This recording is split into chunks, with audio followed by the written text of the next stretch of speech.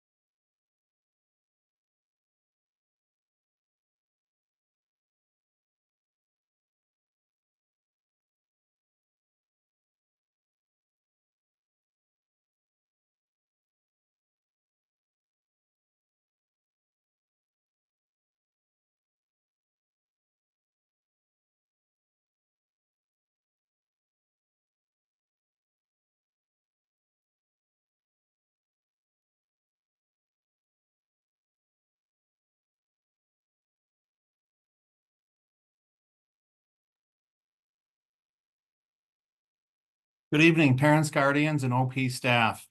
Thank you for taking time out of your evening to join us for this session, Screens and Teens, presented by Dr. Jill Walsh. My name is Paul Pietranton, Director of Student Services and Professional Learning. The topic of technology, the screen time in our topic of technology, regarding screen time in our youth is not a new one. To complicate things for parents, things change quickly in the world of technology. This presentation is designed to provide parents with tools to address important issues related to their children's use of social media and technology. So thank you for joining this discussion. Before I introduce our presenter, I'd like to point out that at any time during the presentation, you can add a question to our Q&A in the Zoom. And Dr. Walsh is going to address those questions at the end of her presentation. So I'm happy to introduce and welcome our speaker, Dr. Walsh. Dr. Walsh is a sociology professor at Boston University. She's also the founder of Digital Aged, a consulting group that educates students, families, and educational institutions about positive technology use. She earned a PhD in sociology from Boston University, a master's in public policy from Brown University, and a Bachelor of Arts from Harvard University. Before graduate school, she taught 9th through 12th grades at an independent school in the Boston area. Her research looks at the way that digital media impacts socio-social well-being and development. Her book, Adolescents and Their Social Media Narratives, A Digital Coming of Age, was published in 2017, and she's working on a new book for parents. Her research interests include social media and identity work, parasocial relationships, mental health, and digital hate speech. Dr. Walsh, welcome to Orchard Park. Thank you so much for having me. I'm so excited to be with your community tonight. I probably, as you can all imagine, I could talk about technology and teenagers for 7 hours, and we wouldn't even scratch the surface of all the things that are on everyone's mind and are on my mind. So what I'm going to do tonight is kind of offer you a buffet of a variety of things that I think are important, both in terms of topics to make you aware of, things that might be going on.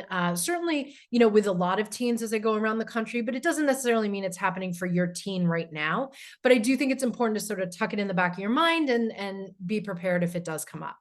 And I also then want to offer you some strategies, right? How do we actually talk about this stuff? What are conversation starters? What should I know? This is really tricky. As Paul shared, we are in a losing battle if we think we're the experts on technology, right? They are absolutely the experts. And so where can we offer help? Or where can we offer support for something that perhaps many of you aren't on TikTok for 4 or 5 hours a day, like many of our teens are. And so, how do we talk to them? So that's going to sort of be the focus of the second part. But to start us off, what I really wanted to start with is a couple things to just reframe our thinking, right? So First and foremost, I do think there's some really important differences about what happens for kids digitally versus what happens for them face to face. But for the most part, about 90% of the time, kids are experiencing things online that they're also experiencing offline. Right. And the difference though, and this is a really important difference is that when it happens online, it's amplified. Right. So it can amplify positive things. The highs are higher. Right? So if you had that winning goal in the game and now your school has it, a picture of it, or it's in their Instagram from the weekend, and you're posting it and everybody's loving it, and your friends are reposting it, right? It's actually, you're almost reliving that moment every time, right? So the highs are higher. But also importantly, the lows are lower, right? So those feelings of being left out, those feelings of seeing meanness, of experiencing hate directed at you or at others, right? It actually, that also is amplified. So the experience of what they're going through is pretty typical teenage stuff. Like most of the time, what they want to talk to me about is stuff that we all went through, but it's really amplified. And so as a result, that leads to this second point. Sometimes kids will come to me, and then when they're, when we're talking about a question I ask often is, what do you wish the adults in your life knew or understood better? What they most often tell me, well, first they tell me, I wish they knew they'd do the exact same thing that I do when they were, like if they were in eighth grade, they'd be doing the exact same thing I'm doing, right? So there's a little bit of that. But then the second thing they tell me is they really want to talk to us about this thing, right? The thing that actually we can be helpful on, something like I got left out, or I feel really uncomfortable with this thing somebody sent me. They want to talk to us about that. But what happens is they start with, so I got this thing on Snapchat, and then they start telling us the important thing. And for most of us, what we start to do is we're like, Snapchat, is that the one I hate? Or we start going through the cycle of all the awful things we predict could be happening on Snapchat. And we get really focused on the platform, right? It's like, I hate Snapchat. This is why I told you never to be on Snapchat, or, some version of that. And I get that. And I'm not suggesting we shouldn't care about the platforms our kids are on. But I don't want us to miss this important conversation they want to have with us. They want to talk to us about being left out, and we get hyper focused on Snapchat and we miss them. And so, again, I'm not suggesting we shouldn't talk about Snapchat or TikTok or whatever it is, but I also want us to be listening to and paying attention to what they want to talk to us about. Another question I get asked a lot, which I want to just sort of name up front is, what are the bad apps or platforms? And just tell me what those are so then I can have my kid avoid those. And I wish I could just make a list, right? There's definitely some I like better than others, and you can ask me in the Q&A if you're interested. But fundamentally, what I would say as a researcher is that there is no inherently bad, right? Even the things that I don't like very much, I will talk to kids who are using in incredibly positive ways, right? What we know though is there are certain things that are going to be challenging for certain types of kids. So for example, if social comparison is hard for your child offline, it's going to be challenging online because it's going to be amplified.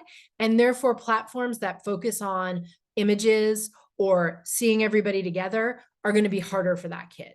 Right. If the issue is just they cannot take themselves away from it, they get so engrossed in what they're doing and they've lost 4 hours or 5 hours or something like that, then things like video games are going to be really challenging. Right. But there's other kids that have no trouble with Instagram or TikTok, and other kids who have no trouble with it gaming.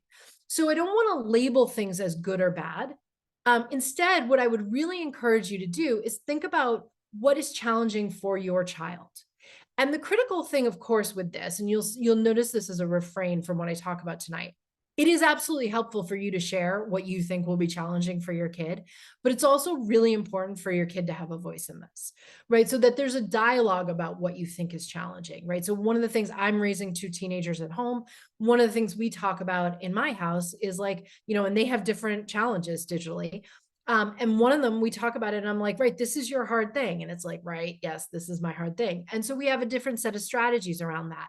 My other kid on that same platform doesn't have the same issues, right? It's a little bit about how we're wired, our interests, our friend groups, like all of that kind of stuff. But again, the goal is to help them figure out what's challenging for them so that they know going into it. Now, they won't know that in ninth grade, right? So we have to help them get there.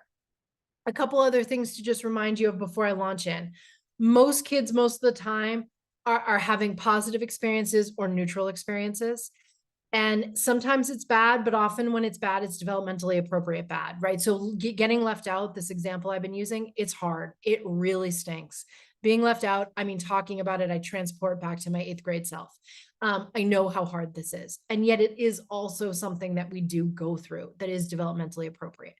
Now, that's not true for everyone. There are things that are happening that are really bad, and we, of course, all know about those.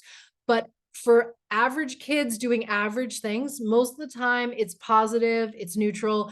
And if it's wrong in a way that's sort of developmentally appropriate. And I just would remind any of you who grew up in the 90s like I did, I spent hours a day, talking on the phone after school in mindless conversations that felt deeply important to me at the time, that was with all the people I was talking to all day at school.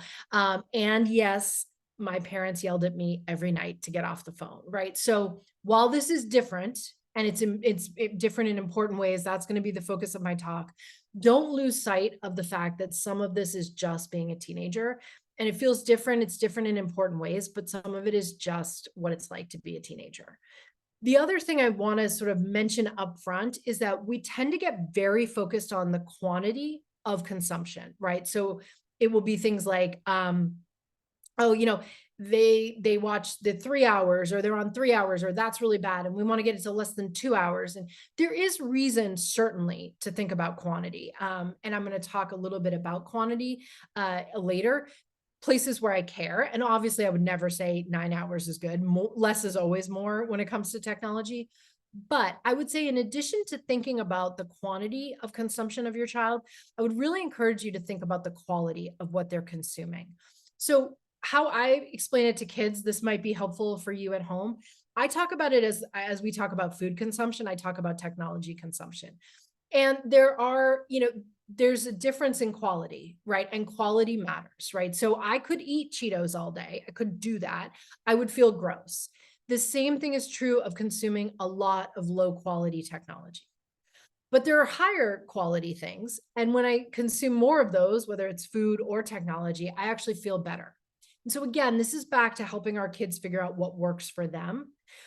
So some of this will be individual, but one thing we know for certain, the research bears out, is that passive leisure, this passive consumption, just mindlessly scrolling on, TikTok, just watching the next video that uploads on YouTube, that kind of passive consumption tends to be valued in terms of what it does for us as lower quality. So again, it doesn't mean we can never watch YouTube, right? But that's something I would want to focus on the quantity of, versus other things where kids are connecting with friends, where they're creating cool content because they love to do digital design, or they're dancers and they're filming choreography that they love, right? Those kinds of things. A kid could be spending 3 hours doing that, and I would still consider that high quality engagement, right? So while we do want to think about quantity, I really want us to think about quality first, and then really focus the quantity discussion around low quality consumption, right? And so again, back to my previous point of me talking on the phone, hanging out with friends, again, until it becomes unreasonable, is for me high quality. So don't hear this and think, okay, so she's talking about math tutorials on, Khan Academy. That is high quality for sure, but I'm not suggesting that's the only type of thing that is high quality. All right, so given that is a little bit of setting the stage, I wanted to sort of dive into a couple of things based on specific platforms that kids are experiencing in spaces where kids are often getting tripped up, and offer you some suggestions. The first one comes as no surprise, and this one is not platform specific. This happens everywhere. It's what we call the time drain. This is the idea of, a kid goes on and they really plan with good intentions to look at something for half an hour, and then all of a sudden 3 hours have gone by. Or the kid that, plans to play one game of Fortnite, and then suddenly it's, 5 games in, right? So we're all worried about this time. The time drain is a huge factor connected to a lot of things around dopamine addiction, right? Which we can talk about in the Q&A if anyone's interested. But this sort of constantly needing to spike our dopamine is something we do worry about. So what can we think about? A couple of things that I would recommend. The research, which is really interesting to me. So here's where I would say quantity does matter. I'm less concerned with the quantity of technology use over the course of an entire day. I'm much more concerned with quantity in one sitting. So how I would frame it if I was thinking about a kid using, let's say, an hour of video game play or an hour of TikTok, I would rather they use TikTok for 20, perhaps 30 minutes, but max 30, several times a day to equal the hour, than sit on TikTok for 1 hour. There's a variety of reasons that work here, and you'll hear me reference this several times because it connects to a bunch of things like social comparison, falling down the algorithmic rabbit hole, like all sorts of things are improved by this. But one of the things we know is that getting kids off of things faster is the critical step. Now, this is really hard if you have a 17 or 18-year-old, right, who is used to doing things their way, and they've set this up. But certainly it's something to think about if you have somebody starting in these spaces, younger people. But I still think you can make changes on this, right? So I work with older kids who are actually trying to work towards this. It is a goal. It's not where most of us start, right? So if you have someone that is routinely at 2 or 3 hours of video games, you don't go, okay, starting tomorrow, it's 20 minutes, right? You would want to sort of take a bite out of this over the course of time by reducing it, I would say probably 5 minutes, maybe 10 minutes at max, and trying to get to 20 to 30 minutes. So why is 20 to 30 minutes ideal? In 20 minutes, we are actually writing all the positive experiences, both chemically, physiologically in our body, and also socially, and also in terms of breaks and all of that kind of stuff. We get all the bang for our buck we're going to get with any technology platform. Please hear me, any Netflix, gaming, social media, texting, anything. All the good stuff we're going to get, we really get in the first 20 minutes. Then what happens from 20 to 30 minutes is we just kind of plateau. It's not necessarily going downhill, but it's not getting continuously better. After 30 minutes, we start to actually see the decline. This is when we start to go into dopamine crash. We actually see people, you can put people in labs and watch them scroll Instagram. People start to withhold likes. They become more judgmental. They become meaner. It's really interesting. A lot of things start to pivot, and we don't have all the answers for why, but a lot of things start to pivot at this 30-minute mark. So again, I want kids to get all the positive things that there are to get on tech, which there are many. And so I want them to get that. And I'd rather them get that several times than be in this constant cycle, right? Of feeling awful and then using tech to get back up, and then feeling awful and using tech, right? Currently, what many of us are doing is riding these dopamine waves and crashes. And so the 20 to 30 minutes would really help us with that. Now, here's the thing. I can tell you that that's the research, right? I also, as I said, I'm a parent at home. This doesn't go over well, right? Like my kids know all this research because this is what I do. And they're not like, oh, gee, thank you so much. Please do tell me to put my phone down, right? It doesn't go like that. It's never going to make them happy. But I do think this is one of those things where it is really our job. It's our job to share the information, and it's our job to try to help them make these changes. Again, not a drastic change, but a slow change towards this ideal consumption. Now, please know, if they go to 35 minutes, it's not the end of the world, right? I'm not suggesting there's like this hard stop at 30 and everything goes downhill right then. But what we want to avoid is the multi-hour, like sort of time drain situation. The other thing that can be really helpful around this topic is when you're talking to your kids about it, frame it less as an individual problem and more as a societal or tech problem, right? These things are designed this way. They're designed to be addictive. They do everything in their power to do that. That's the conversations when I get to talk to kids. That's what I talk to them about, so that they're armed with this information. But what you can do on the parent and guardian side is really make sure you're not saying things like, and if you have, don't worry about it, but trying going forward, less of like, you don't manage this well, or why can't you do better, or you need to, right? It frames it more in this shame perspective, when if we talk about it as this is a tech problem or it's a societal problem, however you want to frame it, I think it's actually really powerful for kids, because they start to recognize like, it's not just me. Right? When it seems like, well, you can't control yourself, then it's like, oh, it's a me problem. And there might be cases where it's a me problem, but for most of us, it's an all of us problem, right? We're all struggling with this. And so the more you can talk about it this way, and then talk about, okay, so given that these things are designed to keep us wanting more and to keep us there, we have to fight this, right? And so what can we do? And that's where you start brainstorming strategies with them. I want to move again. I could do the whole talk on that, but I want to talk about a couple of other things, right? So another area of platforms that are really popular with kids, of course, are things that we would call digital viewership.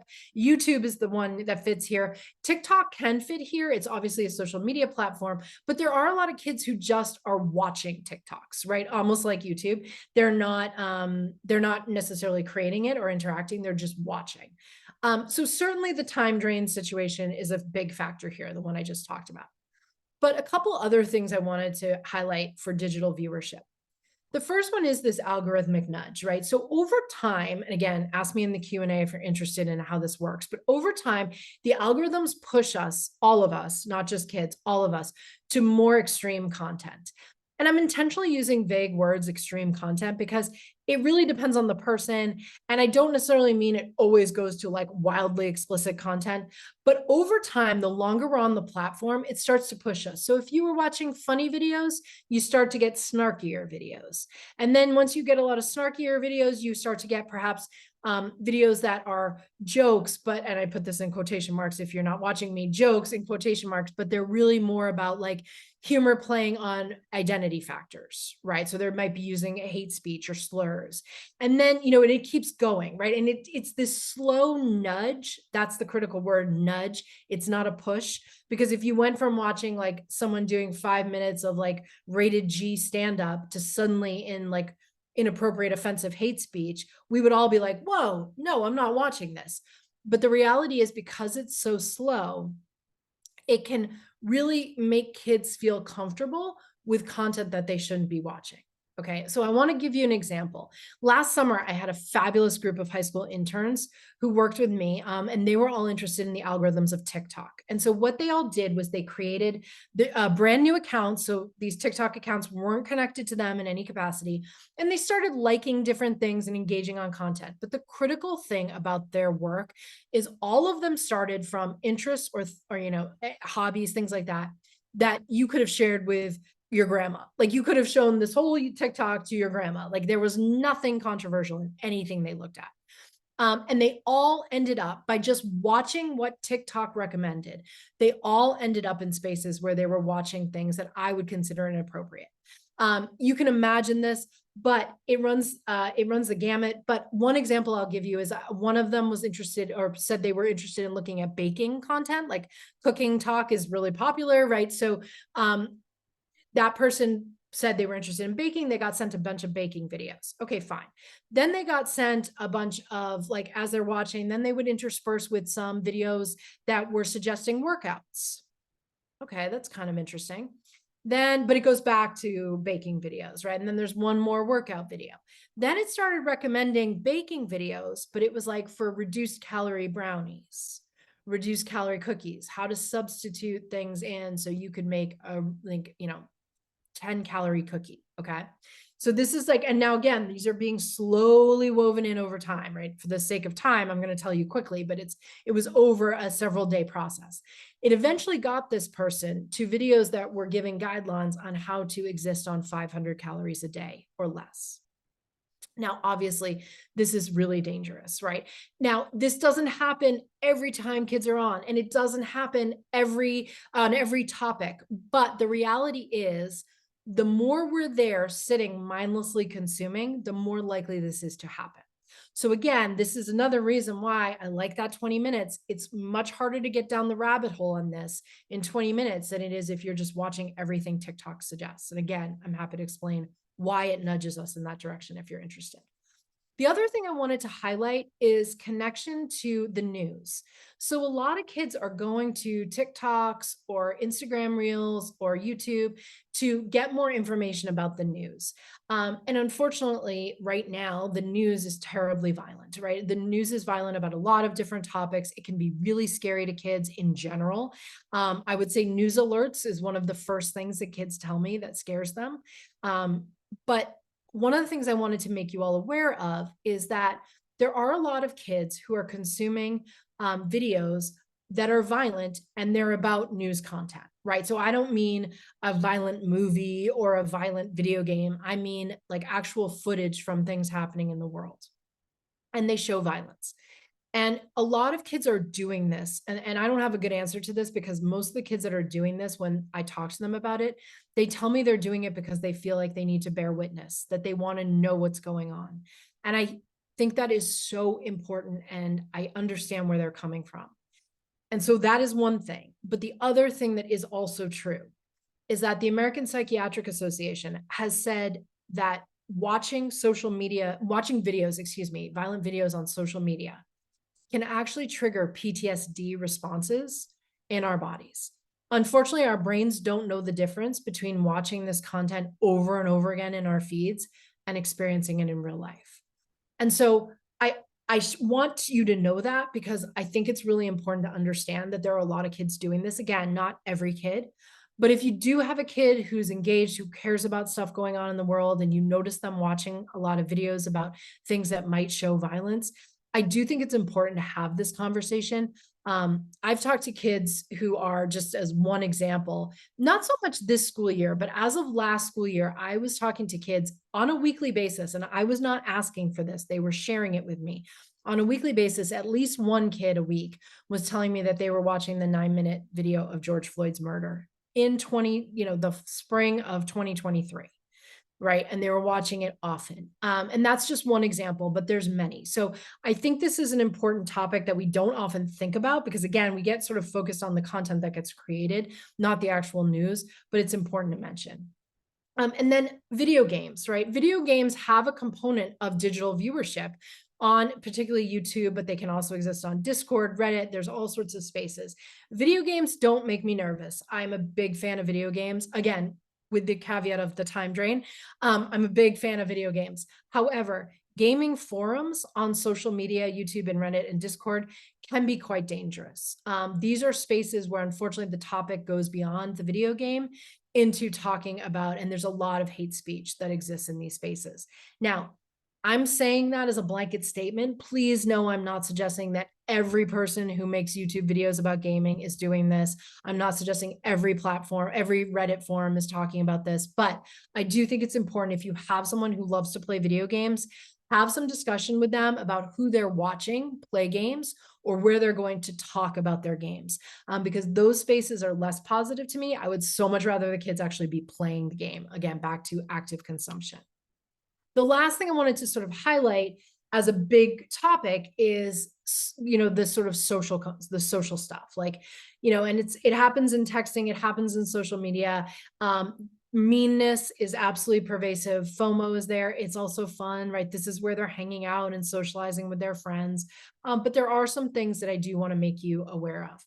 So there's a lot of kids who love the group chat, who love connecting with their friends, picking up their phone and finding they have, 127 notifications. They love that. They're all in. There's a lot of kids, though, that find that incredibly overwhelming. Right. And there's the big group chat, then the subgroup chats, and you're going back and forth between these and who's in and who's out. People can get removed from them. Right. So for some kids, this can be really stressful. And for other kids, it isn't. It's just important to know and sort of get a sense of where your kid is. But a couple of specific things I wanted to highlight. For many kids, the response rate is a really critical factor. So if you've ever been, let's say, having a nice time with your kid and they're suddenly like, glued to the phone and they're like, I have to respond to this. I have to respond right away. It generally is the norm that kids feel like they have to respond to everything right when they get it. And that the response time signals something about our friendship or how I value you. So for example, if I leave you unread, right, you send me a message and I leave you unread, that is more than just, I didn't read your text. It can imply for many kids in many friend groups that I don't care about you, that I'm mad at you, that I don't like you, some version of that.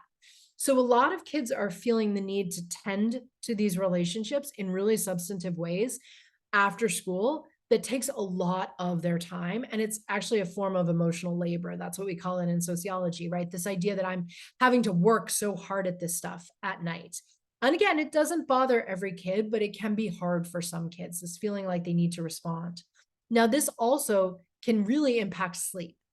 right? So as you can probably imagine, what happens is some kid will send a message, let's say it's 11:30 at night, they message, the other kid's like, I have to respond right away. So they respond right away. Now that kid's like, I have to respond right away. So they respond right. And this can keep going. I have had the opportunity this year to do some policy work with some boarding schools on the East Coast. And this is one of the topics that the faculty and staff want to talk to me about, because what they have noticed is when they take kids' phones, now they're mostly chatting with other kids in the dorms, right? But what they have found is when they take kids' phones and forget about it, they'll notice that the phone is pinging all night long. Right. And just a reminder to sort of how this sort of need to respond can really impact kids' sleep. So that's one thing about texting that's important. The other thing that I want to highlight about, it said texting, messaging in general, is the amount of meanness that is out there. Meanness is obviously not a new concept. I've been doing this work for 16 years. I've seen it always. However, I would say in the last couple of years, the meanness has become more biting. It often is out of nowhere. So it'll be like people are talking about one thing and then someone comes in and takes somebody down about a completely different topic. So it can feel really disorienting in that way. And a lot of it is framed as, I wrote here, jokes.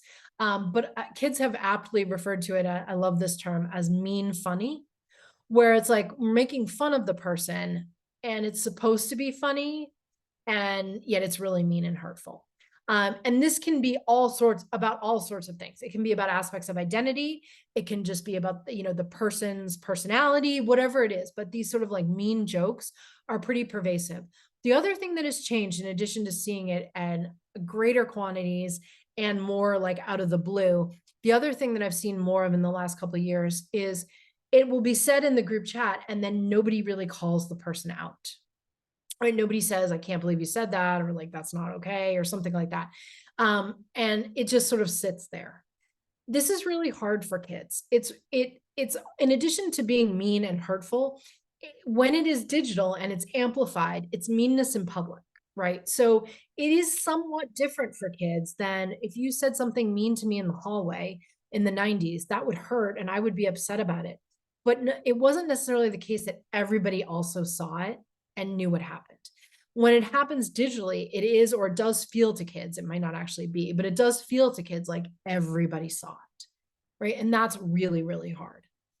FOMO, right? The fear of missing out is also really pervasive in the social media spaces, and certainly can happen in messaging as well, right? Whether it's kids sending pictures of them hanging out together, whether it's Snapchat maps, my least favorite feature of any social media platform, Snapchat maps where you can see everybody hanging out without you. These things are really pervasive, and fear of missing out is a real thing. Believe it or not, they can actually engineer it, and they can see adults in functional functional MRIs doing they can make them like in a video game where you don't get past the ball in a video game in an MRI machine, and adults' brains fire up, right? Like FOMO is real and it really bothers us. But it actually can really impact kids, right? And they can really be bombarded with this. And this is a piece that is different from my experience and probably many of yours, which is, they can find out that they got left out on a Friday and then they're looking at those images all weekend. Right, where I didn't necessarily know I got left out unless somebody said something or I found out on Monday, right? And this idea of like continually looking at the things, it's very hard. The other thing, as I mentioned, that really is pervasive in the social media space is social comparisons. We're wired for social comparisons as human beings. And as you can imagine, these image-based platforms like TikTok or Instagram are really encouraging social comparisons. Now, you can compare yourself about anything. They tend to be, for kids that I talk to, about 3 topics. Obviously, appearance, body, face, that kind of stuff, success, whether that's athletic success or who got the lead role in the musical or who got into what college, right? It's sort of those kinds of things being sort of pervasive, feeling like certain kids are always getting highlighted in certain things. And then aspects of wealth, right? This comes up a lot around vacation times and in the summer when some kids will say to me like, yeah, I just spent all afternoon while I'm sitting at my house looking at people on these cool vacations. Now, here's what's interesting about social comparison is that a lot of us we'll say, we'll talk to kids and say, okay, well, it's a highlights and, you don't compare your insides to somebody else's outsides. And all of those things are true. Absolutely true. And you should say them. However, the next step conversation is, and yet it still really hurts, right? So what kids will say to me is, I know it's a highlight. I know that was their best moment from that vacation, but they still went on that vacation, right? Or the successes. A kid will say to me, like I was talking to a hockey player last week, and he said to me, look, I know that's a 90-second clip, right? A highlight video. I know that's a 90-second clip from a, hour long game or an hour and a half long game. Like, I know that's not the whole thing that happened. And yet he did skate that fast. He did make that play, right? And so we need to talk about this. The other thing I want to make sure to highlight is that this topic of social comparison is often framed in the popular press as something that happens to teenage girls. And it absolutely does happen to teenage girls, but it happens to teenage everyone's, and it also happens to adults as well. This impacts all of us regardless of gender identity. So if you don't have someone at home who identifies as a teenage girl, please still talk about this topic. I will tell you that actually when I get to speak at boys' schools, for example, this is the number one thing they want to talk to me about. And it's around things like workout videos and, like I shared, that athletic highlights, and needing to look a certain way and all of that kind of stuff. Everybody experiences this. So that's a conversation to have. Another conversation I just wanted to highlight for all of you around this social stuff is one of the things we see in messaging and in social media is that kids start to view friendships and relationships around a quantification, right? Like the number of followers I have, the number of views I have, that determines something about me, right? That it's a really quantity driven thing. And what we really, again, back to where I started, these themes keep coming up. What we really actually want to talk to them is it's really about the quality of friendships, right? So what we actually know we need is really a few really high quality friends. Like, and I mean high quality in that they're there for you. You can talk to them about hard things. You can laugh with them, those kinds of people. But we don't need 150 of them. We don't need, for some kids, 10,000 of them, right? So keeping that in mind and making sure they're not talking about friendships as quantities, as numbers, as things they have to get to would be really helpful. And then connected to this, a thing that I think is always important to remind kids about is the difference between fitting in and belonging. And this will go through all of these topics, being left out, the meanness, like how do I actually say something when someone's being mean? All of this stuff fits into this topic.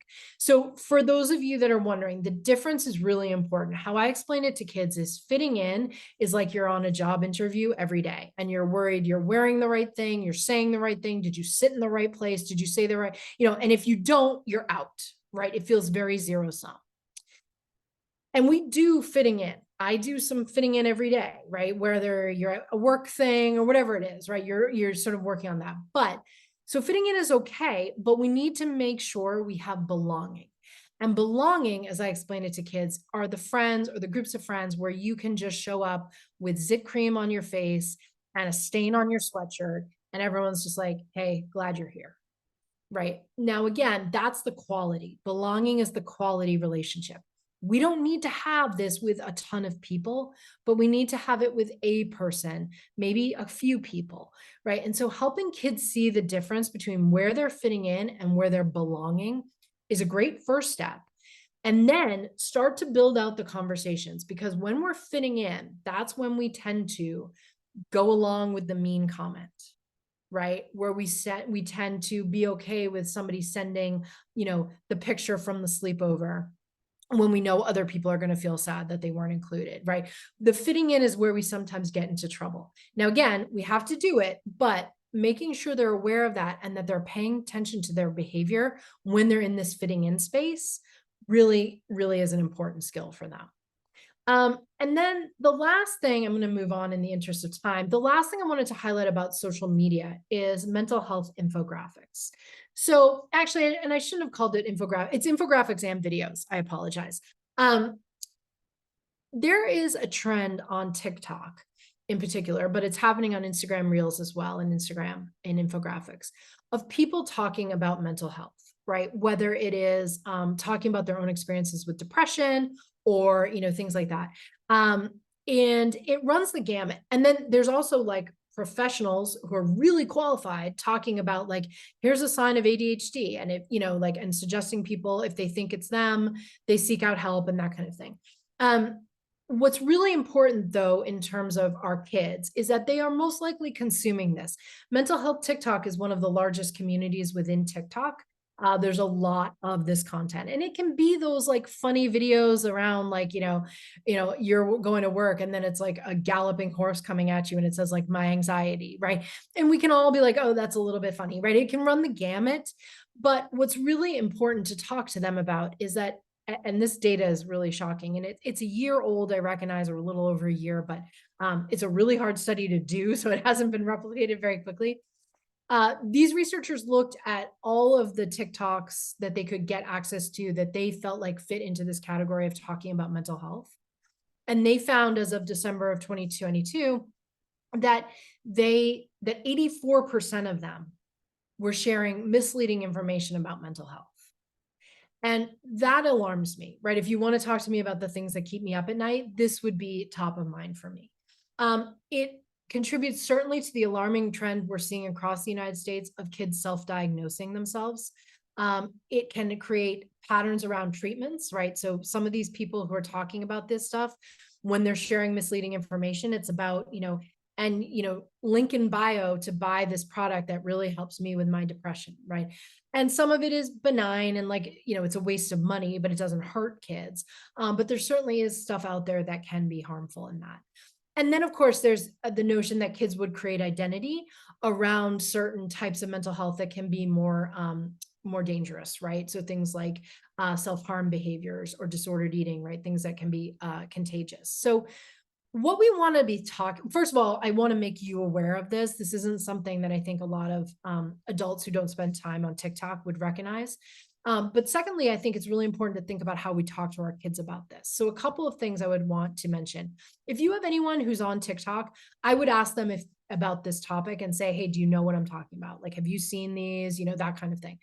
Just get a sense of what they're seeing. That's always a great starting point on any of these hard topics.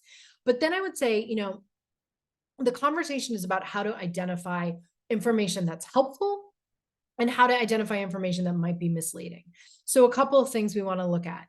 We want to look at the sources, right? So anytime they are finding themselves watching someone, you want to make sure they are looking at who that person is and what their bio is, right? And there's a lot of people who are life coaches or things like that, and they're offering advice. And you might be fine with that, but you might say, okay, for me, I would rather they're looking only at a psychiatrist. Or you might say, I actually don't want you watching any of this, right? Whatever it is, but I do think it's really important that you're talking about how kids can identify this as accurate sources, right? And so talking about that, I would always have them pay attention to any time these videos around mental health are linking to consumerism. So that example I gave of link in bio, we always want to pay attention to that when people are selling things, because that tends to be obviously people who are less qualified and potentially more dangerous. And then, of course, if you have anyone where you're concerned around some of these behaviors, I would talk about these connections that some kids are making with influencers around parasocial relationships and connections around harmful identities. It's not everybody, but if that's something that you're worried about, like how connected they maybe feel to an influencer who talks about their own battles with disordered eating, I think that's worth a conversation for sure. And again, that doesn't necessarily impact everybody, but I did want to sort of highlight that as that's a growing trend that I want to make sure you're all aware of. So to leave you kind of like, what do I suggest you think about, right, for all of these things? I want to like offer a couple of rules to consider. You don't have to take these, right? This is on the buffet. You can select whatever works for you or do something entirely different. I just want to offer them. And then I'll talk a little bit about those conversations. So rules that enforce healthy sleep patterns. I personally think, based on what we know as best practices, no one should have devices in their bedrooms charging at night. I don't let my own phone come into my bedroom because I will be too tempted by it. Like I'm just going to look at it. There's just no two ways about it. So I think it's really, it can be helpful to think about that. Having a space to charge it outside of the bedrooms is better. We want good sleep. Again, back to where we started, that idea of what's challenging for your kid. You might have tech rules, right? You might think about that quantity stuff that we were talking about, 20 to 30 minutes. And then you might think about, okay, but for certain platforms that really seem to be problematic, we might want to have deeper rules, right? So you don't have to have like, here are just the tech rules and they're the same for everything. You can have a couple things that are the same for everything, and then a couple things that are platform specific to help your kid with those challenges. And one thing I will say about this is anything you have to use, screen time, buying a lockbox and putting the phone in a lockbox for a couple hours while they do homework, or if they need a break from some of the social stuff, that is so fine. I think we worry that like if we can't manage it alone, there's something wrong with us or we don't have good self-control. That is not the case when it comes to the way these things are designed. I'm actually shocked more people aren't dealing with or more people actually can't get anything done all day because of how addictive these things are designed to be. So whatever they need, please do it, help them, support them with it. Limiting multitasking is actually really important. You all know it's important for homework, but believe it or not, multitasking actually also elicits a cortisol response in our body. So where our body gets flooded with the stress hormone when we're multitasking, because our brain is like, wait, should I go here? Should I go here? Should I go here? And this is true even if we're multitasking fun stuff. So I know this isn't relevant for all of you, but I live in Boston. My son is a fan of the New England Patriots, who for most of his childhood were, the stuff of legends, right? And this year they have been horrible. So I'll give you an example.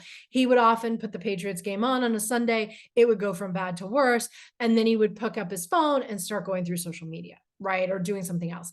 And even on that, even though neither of these things are deeply important to me, I say no to the multitasking because actually it makes us more stressed. So whether it's multitasking homework and another device, or whether it's multitasking fun things, multitasking is not good for us, period. So we want to create some rules around that. So what I think about is one screen or one device at a time, right? So we can't toggle between things. This is a situation where you might try airplane mode. You might try all sorts of things, right? To try to limit the amount of multitasking we do. We're never going to get to zero multitasking, of course, but we just don't want to sort of keep feeding this multitasking beast. And then, as I said, sort of thinking about the screen time in one sitting, I would really recommend considering. So how we can help them with these rules, I think the more we can do to create environmental or situational control instead of trying to rely on self-controls, as I was talking about earlier. So creating environmental control if you want to know more about this, there's a fabulous book. It's truly the best on this topic. It's called Atomic Habits by James Clear, where he really lays out sort of more broadly how to do this about anything, any habit you want to change, but so much of it applies to technology. But his suggestion is that we change our environment to make it harder to do the wrong thing. And so I would suggest the same thing. So when I am working on something and I need to get something written, I make sure my phone is nowhere near me physically because it's just too darn tempting, right? And the same thing is true for kids, right? So thinking about how we can create a situation or an environment to help with this is great. I also do recommend that you be willing to be the bad person, right? To say, just tell them I'm taking your device. Tell them I took it away. Tell them you got in trouble and I took your phone for a night. Let them always use you as an out if they need to. Helping them enforce these tech breaks, right? If we're going to start thinking about this 20 minutes and then off, or 20 or 30 minutes and then off, help brainstorm strategies with them about what could work for them. And, again, we're going to collaborate on that. So let them offer something and then you scaffold. So if you don't really love what they offered, think, well, what about this? Have you thought about this? Could we add this, right? Do that kind of thing. And then whatever you come up with, and you might have to try several versions of this, but whatever you come up with, the key next question is to ask, how can I help you with this, right? So if you say so my son right now, it's the first week of lacrosse and the end of the quarter, right? So he's really, really busy. So we were talking over the weekend about how to sort of limit distractions, right? So we had a plan for what he was going to do. And then my question to him is, that sounds great. How can I help you? What do you want me to do?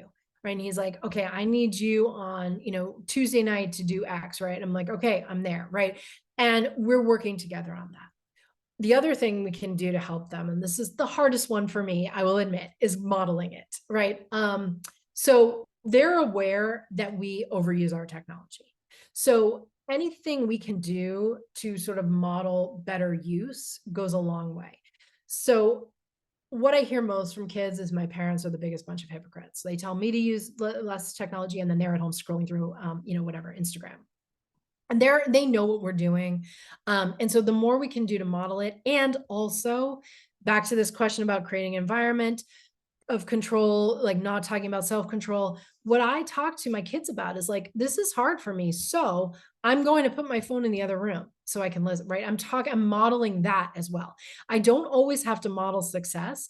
I can also model the strategies I'm using, and also sometimes when I mess it up, right? So there was a stretch, we had a bad storm. I found myself like literally I had neck pain. I was looking at social media so much.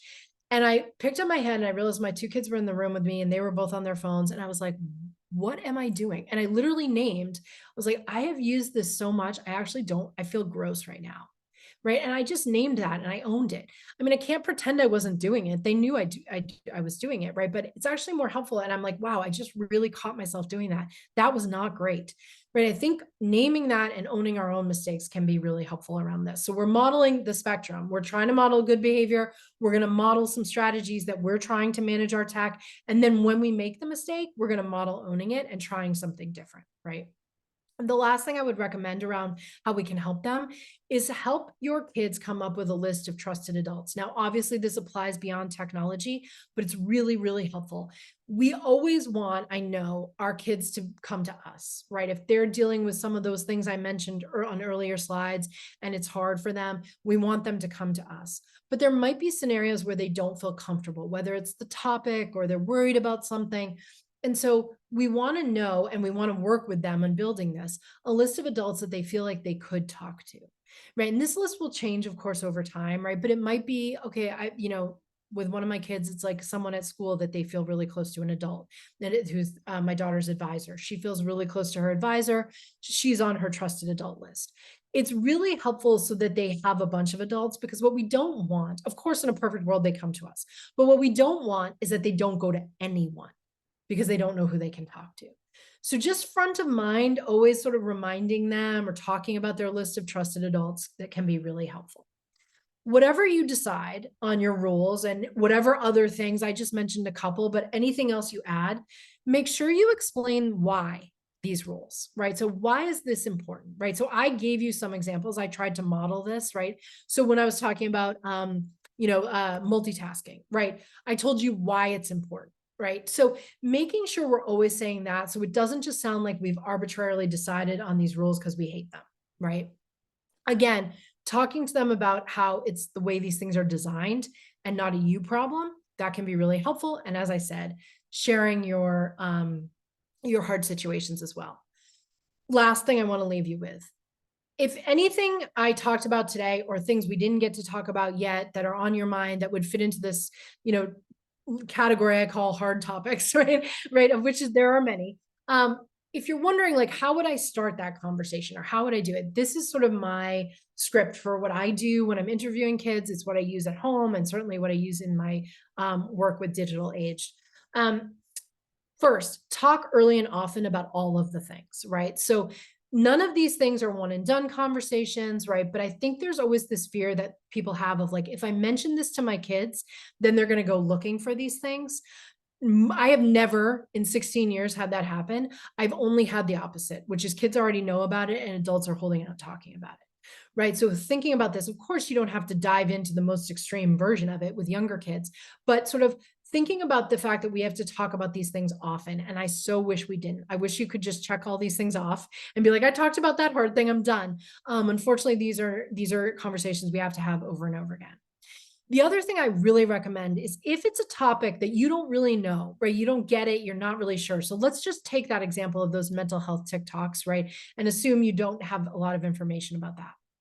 what you can do always with your kid in a moment of calmness when, there isn't a lot going on, say, hey, I heard about this, or I'm worried about this, I'm wondering about this. You can start with, what have you heard? Or have you heard about this, as I've said? And then the next question is, what would be your plan for managing this if it happens? Right. So asking them what they would do, it is great insight into your kid. It's great insight into what your kid is thinking. And then you can scaffold, right? You can say, oh, that's really interesting. But have you thought about what you would do if it was a friend that was dealing with it, or, whatever it is? Like, give them different scenarios so they have to play through and pressure test their strategies. It is a really valuable tool. And then again, following up with, how can I help?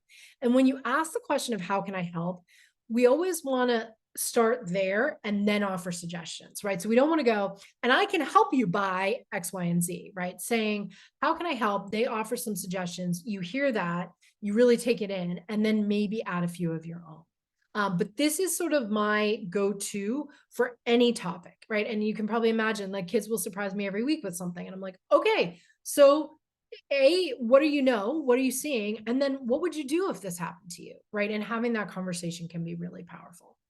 As I said, there are so many good things. I'm gonna, in the interest of time, leave these up for you all to look at, but move into Q&A. But there's so many other things we could talk about. I know I've just scratched the surface on probably many things you're wondering about. So I'd love to open it up to question and answer, see what's on your mind, take in these positive things. They are there. This is why I do this work, because of all these positive things. So I'd love to hear what's on your mind, and if there's any questions I can answer. All right, Dr. Walsh, we do have a question, a couple Great, great. questions. Yeah, great. First question is about navigating two households Mm, with drastically different approaches to establishing boundaries and parameters around the use of technology. Yeah, I think that pretty much sums up the question. All the way from phone in the bedroom at night to more stricter boundaries on the other hand. So, what suggestions would you have to navigate that? yeah, this is hard. It's so hard, and it's as you can probably imagine, a lot of people are experiencing it, and yet there's no like one answer to this question, because of course so much of it depends on the relationships, the age of the kid, how the parents get along and communicate, and all that kind of stuff.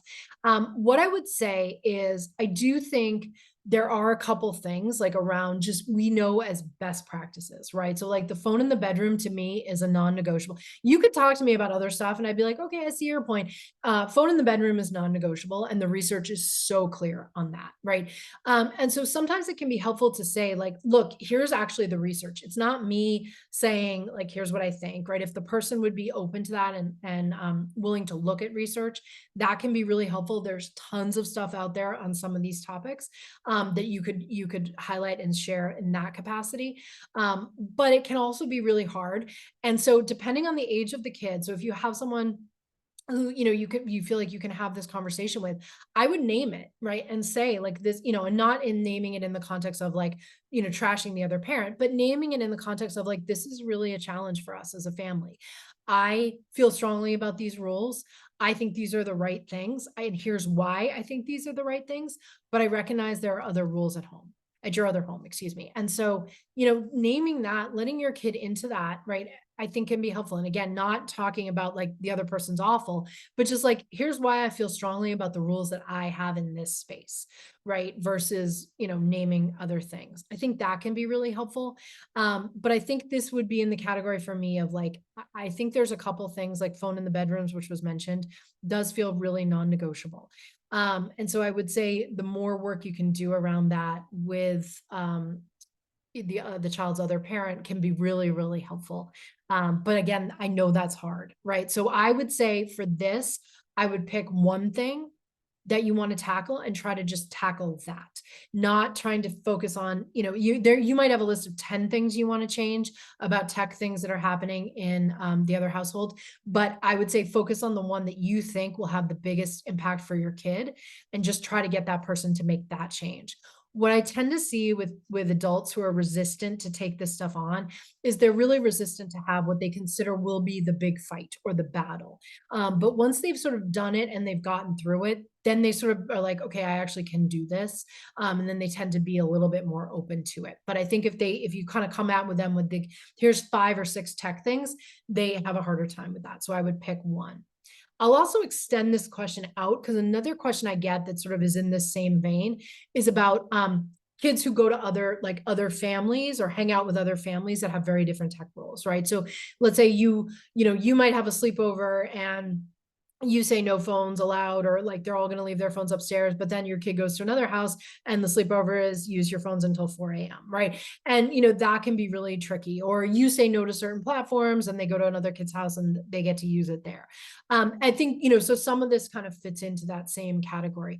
And I really do, right? Again, I'm raising kids. This is hard stuff. I really, really get that.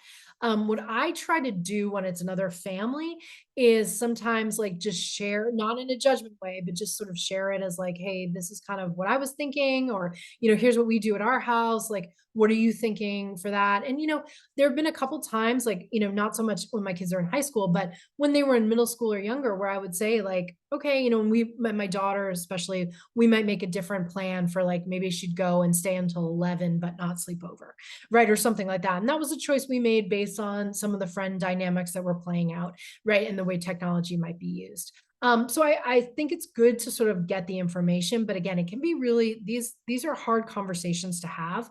And one of the things I would encourage or hope will happen from, this talk or other things that you're doing as a school communities is to sort of think about like, okay, how can we actually talk about this? How can we open dialogue around technology and what we're all doing so that it doesn't feel so isolating on the one hand, and then also, that we can sort of feel more comfortable and not feel like we're being attacked or shamed based on different technology we use. But this is really hard stuff when values don't align around it. All right, thank you. Looks like at this point we have about 5 more questions, so Okay. or maybe even 6. So this question is about TikTok and the privacy issues around China with our kids. How do you address that with our kids? And the person wrote, or is this not an important point at this point? Yeah, it's a good question. So privacy should be important. It's not terribly important to kids. It should be important. My only thing I would say is it is not just TikTok. All the platforms are taking our data. I understand that, TikTok, the data might be going through China, although they've actually made some changes to make sure the data stays within the United States. But Instagram is taking all of our data too. My frustration with the US government is that they have focused, well, I have several around technology, but one of them is that they have focused primarily on TikTok because it is not a domestic company. And that frustrates me because I think they should be saying the same question or asking the same questions or proposing the same things around all of these companies, but they seem to only be willing to potentially go after the one that isn't a US based company. So for me, if you want to talk about privacy, which I think you should, don't limit it to TikTok. It's all of them. They're all doing this. So the conversation, again, it's not interesting to kids. They don't care. Their answer is always like, why should I care? I'm not doing anything. What do I care? What I say to them is, you should care and you will care. But what really gets them more interested in this topic, right, is the framing, which is really important, is, if you're not paying for this, you're the product being sold, right? You're not the consumer, you're the product being sold. And so one of the things that happens with that is what they're paying attention to is what you're going to use. And they're designing these platforms because they need to get your data. They're designing these platforms to actually make them as addicting as possible. So you stay on them, so you get more of their data. So kids don't care about the data, but they get very upset when they think, wait, they're trying to trick me to stay here. So I find I get a lot more interest in the topic of privacy when they see it through that lens than when I just talk about like okay, well, your search history, would be available. Generally speaking, what I've noticed is the undergraduates I teach, they start to care a little bit, and then my graduate students care a ton, right? So if you think about the age trajectory of when they really start to care about this stuff, it really doesn't hit until mid-20s. But again, framing it through the lens of, well, to get all your data, they're designing these things to be as addictive as possible. So you stay there so they get more data. That tends to work pretty well with kids. All right, here's an interesting question. If you could recommend getting rid of one social app, what would it be? See, it was a trick question. You tried to get me to answer. I don't have one. I think they're all awesome and they're all challenging, right? It's about your kid. So again, if you have a kid who struggles with social comparisons, I would say Instagram is going to be really hard. If you have a kid who can get really caught down rabbit holes, right, and get into sort of communities where they identify and see themselves as part of this, TikTok can be really challenging. But I also talk to kids who are using TikTok in awesome ways to do really cool stuff. That was on that last slide about the positives. So again, I wouldn't say I would get rid of Snapchat Maps.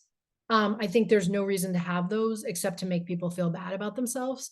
So I would get rid of that as a feature, but I don't think there's any platform that I would say uniformly has to go, because like I said at the beginning, everybody uses them in different ways. This person said, we got rid of Snapchat and now my child's friends don't communicate with my child because no one texts anymore. Yeah. How do we navigate this? Yeah, it's really hard. It is true. Kids have gravitated more and more. I mean, some kids are texting, right? It really is friend group specific. Some kids are still texting, but I would definitely say a lot of kids are using Snapchat as the primary way that they connect with each other. And it can be really hard, right? So this is the situation where there's no way to navigate this, right? In terms of if you choose to be off the platform, this is something your kid will experience. You can't sort of force all the kids to not do it. You can ask and you can hope that they'll, remember to include your kid sometimes, but it's an imperfect system. So what I say with this is, this is a decision you make as a family and just weighing the trade-offs, right? And so understanding that your kid will get left out sometimes, and that's hard, right? And maybe there's things your child can do to try to find out what the plan is or reach out to people, but it is the fact of this. So I was late to give my kids phones for probably, as you can probably imagine, given the work I do for obvious reasons. And I had significant experiences with my son in 6th grade where he was routinely left out of things because he didn't have a phone and kids just didn't think of him, right? They sent the message in the chat and that was it. And then they were all getting together and it wasn't personal. It was nothing to do with my kid. And he was left out. And, that's the scenario where you weigh that, right? Like, what do we think the benefits are of staying off it? When do we decide we might want to do it? And how do we then decide we might want to move forward, right? Or do we say like, we're okay with this and being left out on this is something we're worth doing? But I think there's no way to sort of force a difference on this, unfortunately. It's a tricky one. Are the tools that the apps have to assist in parent monitoring of accounts for example, Snapchat Family Center, very helpful? How can these tools be optimized? Kids tend to be very defensive about signing up for these tools. Is this a red flag? Do parents regularly check messages, etc.? And then we have a related question, so I'm going to ask both at the same time. Sure. What are your thoughts on using parental controls for middle schoolers? Yeah, it's a great question. So I have no problem with anyone using parental controls. And I would even say if you had someone who was older than middle school that you were worried about for some reason, I think that would be fair to use a parental control. My hope is that we're not just consistently using parental controls for 17 and 18-year-olds because we just feel better knowing they're there. But certainly I can think of many reasons why I would want to have parent controls around some older kids for things that I'm concerned about. So parent controls in and of themselves are not a negative. The one thing I would say about them is I think we often assume they're doing more than they are.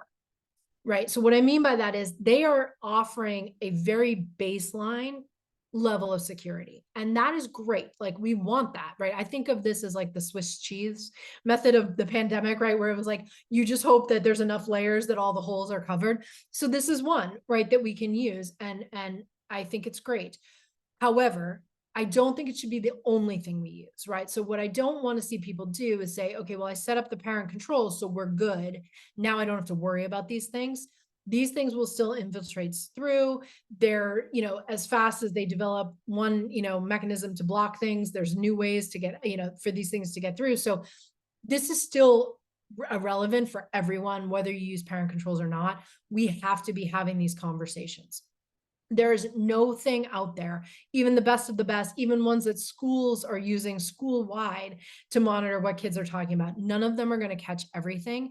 And so therefore, we need to still be having the conversations. Okay, so that's one thing. The other thing I would say is be careful what you wish for, right? They will catch things and you will see, as you can probably imagine, sometimes teenagers say things they shouldn't say and speak in ways that we would prefer that they didn't speak. All right. And you will see some of that stuff. You will see it about your own child.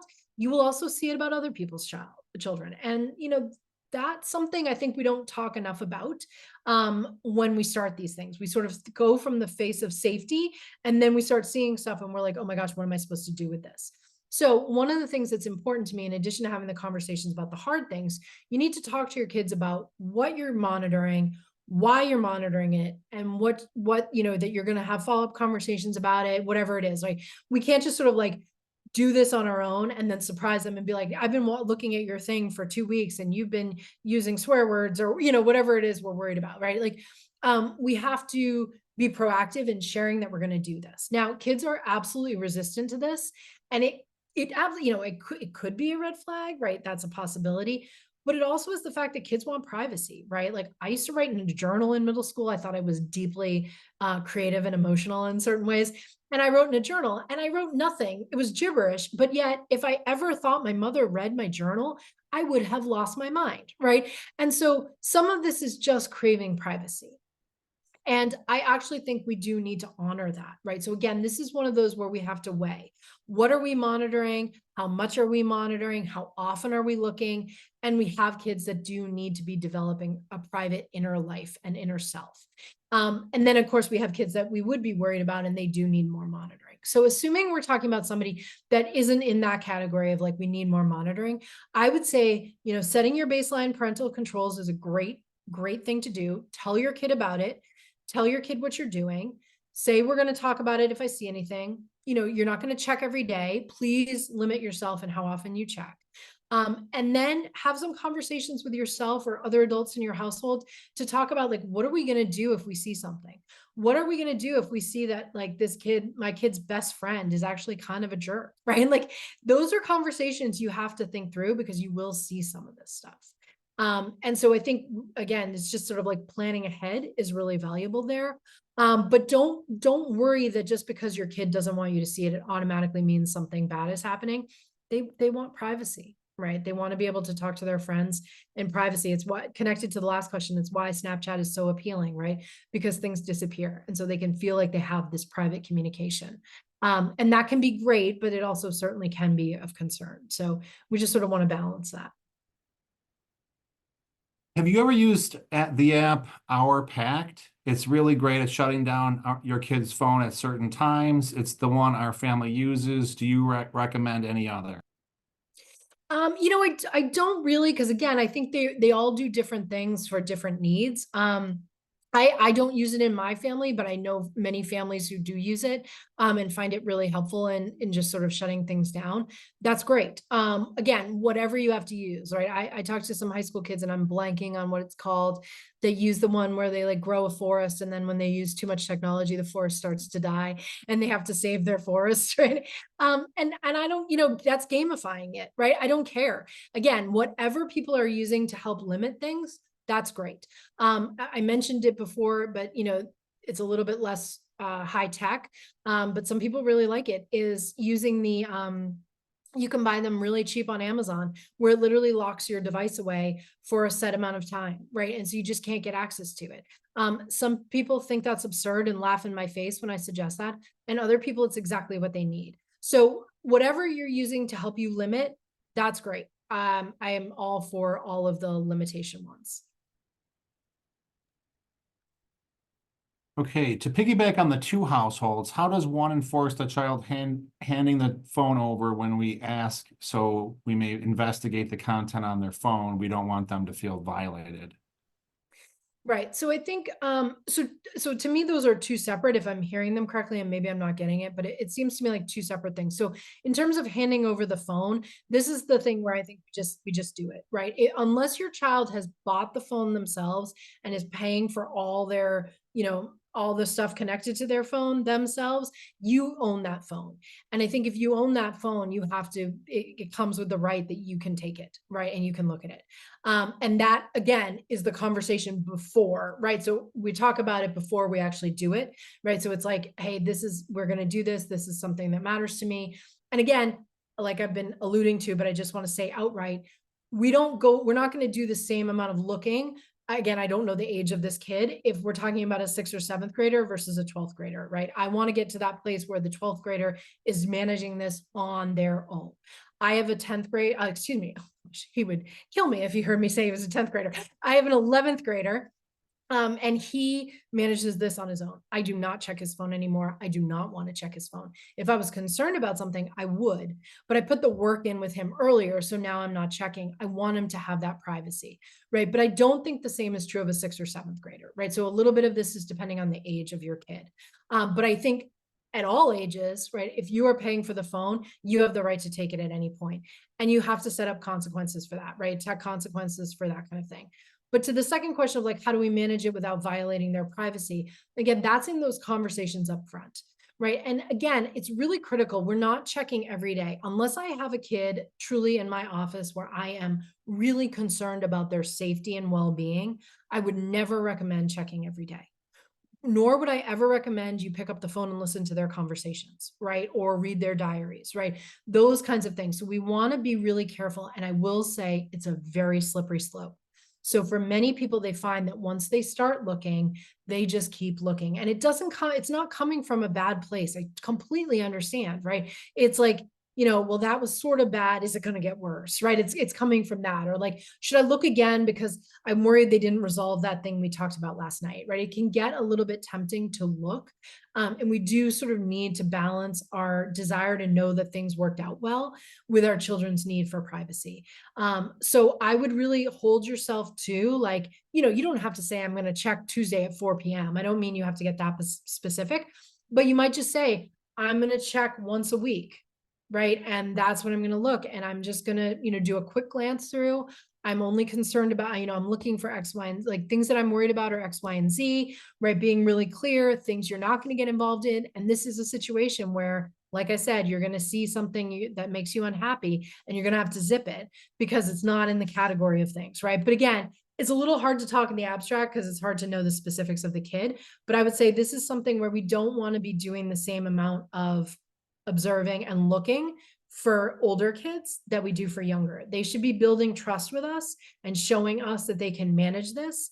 And only at that point, right, we start to loosen the reins. And that's when they should have more access to more tech.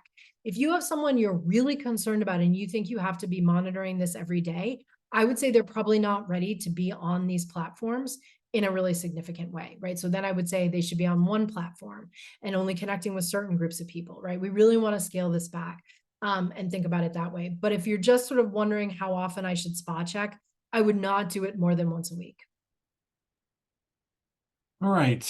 It's been a long time. I know your voice is kind of getting shaky there. Do Yeah. you want to, we have a few questions and Yeah, we only have a couple minutes. So I want to, kind of honor everybody's time here. Yeah.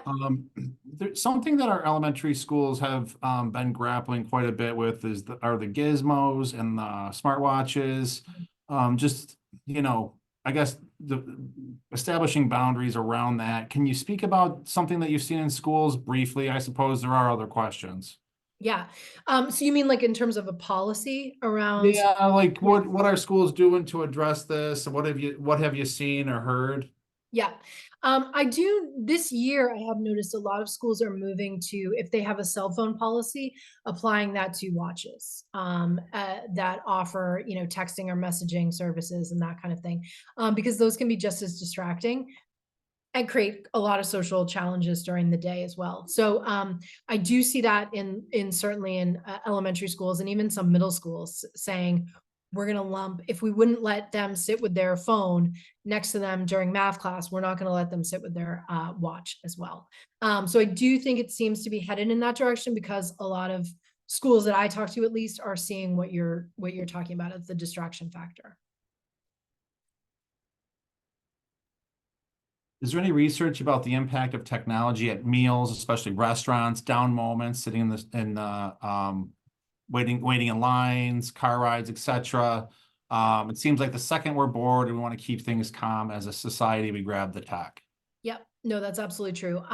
So it's called mood management, and it is basically, some people call it a digital pacifier. I call it mood management. But it's the idea that we sort of use technology to self-soothe. So whether we're bored, whether we're frustrated, whatever it is, we're annoyed, we just pick up the device and start scrolling. And there are definitely a lot of people who are looking at mood management and the way technology is impacting that. Some of it isn't such a big deal, right? Like, I don't care if every time, I wouldn't say every time you get in a line, you can't look at your phone. But what we do know is what it's really limiting, or what I've been interested in the last couple of years around this topic, is how it's limiting teenagers' opportunities for self-reflection. And so what I mean by that is, like, let's say you have children who get into a car or take a bus, after school or whatever it is, and they're not driving, right? So hopefully if they're driving, they're paying attention. But if they're, a passenger in a car, and, when I was a kid, I either talked to people in the car or I just looked out the window and zoned out. And I think we as a society have lost the value of the zoning out moments, of the being really bored moments, because that is actually where teenagers, and this is based on years of research starting with Erik Erikson's seminal book in 1967, that one of the ways we figure out who we are is by hanging out with our peers, and then by reflecting on ourselves and our time with our friends by ourselves, right? This time for self-reflection. And I do think technology is absolutely limiting that for teenagers. It's limiting it for everybody. My area of the world is teenagers, so I focus on that. But I definitely see that. So I think we don't need to go to 180 where we switch, so we never are looking at our phones. But I do think having some downtime where we're just able to process the day, think about things. What do we want to do? How are we going to handle the hard thing? We need to give our brains time to do that. What I see happening with teenagers, if they don't have the time to do it during the day, what happens is they get into bed, they're finally away from their phone, and their brain kicks into, overdrive of like, how am I going to handle that I failed the math test? And oh gosh, so-and-so's mad at me. And now their brain is like firing and they can't go to sleep. And so it's actually impacting their sleep. So I do think trying to carve out some time for boredom, however you can do it, if you do, like, one leg of the car drive, or I share this with my students. I walk between my office and my classrooms several times a day at BU, and it's a pretty big campus. It's a good walk. And I was finding myself always putting in AirPods and listening to a podcast, right? I love podcasts, whatever. But I actually, and based on this research, I stopped doing it now just for my walks to and from my classrooms every day. And I actually gave myself just the time to reflect on the class. Like, how did that go? What do I want to do tomorrow? How do I want to think about that differently? And it was so incredibly helpful. I can't even tell you. Like, and what I realized is my brain was just immediately leaving that and then trying to, at some later moment, conjure up how I was feeling post class. And so I've been trying to do things like that. And again, it's a small change. It's like a 7-minute walk back to my office, but I think it actually has a huge impact. So where we can add time for this, and where we can talk about the value of it, like kids will refer to it as spacing out, zoning out, whatever it is. I don't care what they call it. There's actually really important work happening in our brains that we have lost sight of. So yes, there's tons of work being done on mood management and how we use it. I'm thinking about it a lot in terms of this question around self-reflection, but it's an important one. Okay. Here's a question about the Discord app that middle schoolers are saying they're talking on and thinking it's safe, and I'm hearing a lot about, but also really unsure. And again, not any social media being safe. Yeah. Yeah, that's what I would say. I would say, the notion that a kid is saying it's safe for me would be the first thing I would do is get curious, right? So I wouldn't launch into a lecture on like, how do you know it's safe and nothing, right? That may all be true and you might be thinking those things, but start by getting curious and just say like, well, how do you know it's safe? What do you mean by that? What does safe look like on Discord, right? And actually having them verbalize what they're doing and why they think it's safe will be incredibly helpful, right? Because if they start launching into like, no, I literally talk to so and so and so and so, and you already know who those people are, and this is what we talk about, and we're just hanging out and we don't talk to anybody else. Okay, yeah, that kid is probably pretty safe. If they're like, well, it's safe because I only talk to other people who play this video game, right? Or, oh, it's safe because everybody tells us, and when we join the group chat thing, that, you know, they're teenagers too, right? That's when you're like, okay, time out, let's talk about this, right? So allowing them to share more on why they think it's safe is a really helpful step before you launch into your concerns about why it might not be safe. But again, this is this mixed bag. Like they might be perfectly safe. I don't know, right? It really depends on what they're doing. But we definitely want to talk about the notion of what safety looks like and how they can actually know people are who they say they are, right? There's a lot of people that say they're teenagers and they're not. And so just reminding them of that or talking to them about that can be really helpful. And just making sure they're aware of like who they're talking to, what they're talking about, what they're sharing, you know, that kind of information. That would be my next step. But I would start by really getting curious.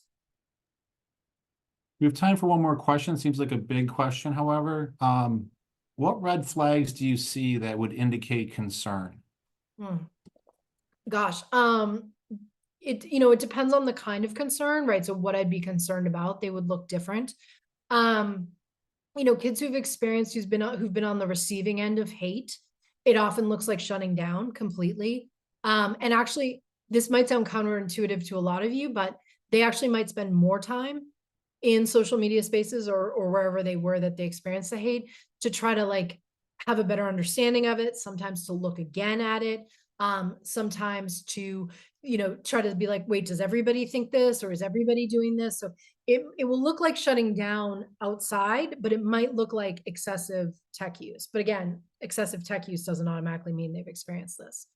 Around the mental health stuff, I worry very much if you start hearing kids throwing around, well, oh my gosh, and okay, so here's the problem with this. You will hear kids say, I have total ADHD, or I have total, oh, my anxiety is kicking in, and they're really using those terms loosely, right? And that's a societal thing that I would love to change, right? We shouldn't be using mental health language casually. But if you start to hear a kid saying things like, well, I think I have, or, I was watching, I'm like, well, my anxiety, and then they're like sharing something about their anxiety, but they've never been diagnosed with anxiety. That would be something where I'd want to talk to them more to understand where they're getting that from and what they actually mean by that, if they're using it casually or not. Other things that I think are red flags are, a lot of screens coming down the second you walk into the room. And I don't mean like when you're trying to look at what they're doing, I mean the second you walk into the room. So in other words, like I have a door on the other side of the screen. They could never see what's going on in the screen. If someone walked in and I was immediately shutting my screen, I would be concerned about that. Again, it doesn't automatically mean something, but it could. Paying attention to, believe it or not, offline communication is often indicative of what's happening online. So if you start to hear words that you don't feel comfortable with or you wouldn't like to be shared being tossed around, whether it's, your kid talking to other kids, in the car or in some space, or they're using it casually at home, that probably means they're seeing a lot of that type of content digitally. So that might be a follow-up conversation. And then in terms of the safety stuff, I do think that is a category of like, there's only, we can do our best and we're going to check and we're going to talk to them about it. But we definitely want to be careful of anyone who's spending like excessive amount of time or starts talking about somebody that you've never met, that they can't really identify, that kind of thing. That one, it really does take a village. It doesn't happen very often, but when it does, it can be really dangerous, of course. So that for me is in the category, I call them fire drills. We like plan ahead, hoping it never happens, but we're ready if it does. But those kinds of things, I would say, fundamentally, especially except for around the mental health where we're looking for, specific types of language talking about the self. The things you want to be looking for are changes in their digital behavior, like dramatic changes. That could signal something, doesn't always, but it could, and or changes in their language and behavior, that kind of thing. The other thing I'm always paying attention to is, I'm totally fine with people being exhausted and wanting to stay home and watch Netflix on a Friday night instead of socializing. I get that. I also experience that. But what we don't want is a kid who's routinely picking technology instead of actual face-to-face interactions. So again, not once in a while, but if every chance your child gets to do something social or be a part of something in their community at school or whatever it is, and they're opting not to, and they're staying home to stare at a screen, that would suggest to me that something's going on. It might not mean that something's going on in tech. It might be something going on face to face, but that kind of change in behavior is what we'd want to look for. But that's, again, that's sort of like overall topics. There might be some specific to things. Great. At this point, I'd just like to thank everybody for logging on tonight to hear about this very important topic. And Dr. Walsh, thank you so much. This was incredibly interesting and very practical for parents and educators, the educators that are on the call. So thank you very much for joining us here in Orchard Park. I'd like to wish everyone a great night. Yes. Thank you all for coming. I appreciate it.